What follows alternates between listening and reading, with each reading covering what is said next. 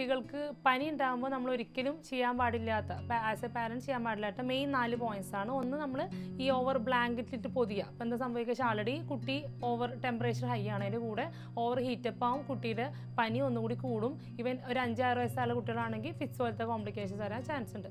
രണ്ടാമത് പറഞ്ഞു കഴിഞ്ഞാൽ നമ്മൾ ഈ അനാവശ്യമായിട്ടുള്ള കറക്റ്റ് ഡോസേജ് അറിയാണ്ട് പാരസിറ്റമോൾ കൊടുക്കുക, അല്ലെങ്കിൽ പഴയ മരുന്ന്, അതായത് 1 മന്തിൽ കൂടുതലായിട്ട് പൊട്ടിച്ച് വെച്ച മരുന്നുകൾ ഒരിക്കലും കുട്ടിക്ക് കൊടുക്കാൻ പാടില്ല, കൊടുക്കുക. ഇതൊക്കെ കാരണം എഗെയിൻ പനി കൂടാൻ സാധ്യതയുണ്ട്.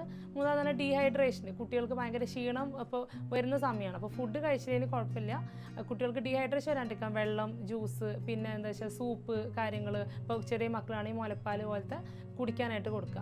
നെക്സ്റ്റ് പറഞ്ഞു കഴിഞ്ഞാൽ കുട്ടികൾക്ക് ഈ പറഞ്ഞ പോലെ പനിച്ചു കഴിഞ്ഞാൽ ഇപ്പോൾ ഈ നമ്മൾ നനച്ച് തുടച്ച് കൊടുക്കുമല്ലോ, അപ്പോൾ ഈ മിക്ക ആൾക്കാരും ഈ നനഞ്ഞ തുണി കൊണ്ട്, തണുത്ത തുണിയാണ് തുടക്കുക. അതൊരിക്കലും ചെയ്യരുത്. നമ്മളൊരു വാം വാട്ടർ, ഒരു നമ്മുടെ ബോഡി ടെമ്പറേച്ചറോട് ഈ ഒരു ചൂടുള്ള ഒരു വാം വാട്ടർ വെച്ചിട്ട് വേണം നമ്മൾ കുട്ടികളെ നനച്ച് തുടക്കുക. എന്താ വെച്ചാൽ തണുത്ത വെള്ളം കൊണ്ട് തുടച്ച് കഴിഞ്ഞാൽ കുട്ടികളധികം ഷിവർ ചെയ്യാൻ, ടെമ്പറേച്ചർ പറ്റ ഡൗൺ ആയി ഷിവർ ചെയ്യാൻ ചാൻസ്, അതും എഗെയിൻ പ്രോബ്ലം ആണ്. അപ്പോൾ ഒരു വാം വാട്ടർ നമ്മളൊരു ബോഡി ടെമ്പറേച്ചറിലോട്ടാണ് ആക്കേണ്ടത്. ഒരു ഹൈപ്പോതെർമി അല്ല, നോർമൽ ടെമ്പറേച്ചറോട്ട് മെയിൻറ്റെയിൻ ചെയ്യുന്ന വാം വാട്ടറാണ് ബെറ്റർ ഒരു നനച്ച് തുടച്ച് കൊടുക്കാൻ. ഇങ്ങനെയുള്ള ചെറിയ ചെറിയ പാരൻ്റൽ ഡൗട്ട്സും കൺസേണും ഒക്കെ ആയിട്ട് നമ്മളെ കോൺടാക്ട് ചെയ്യാവുന്നതാണ്. കമൻറ്റ്സ് നിങ്ങൾക്ക് താഴെ അറിയിക്കാവുന്നതാണ്.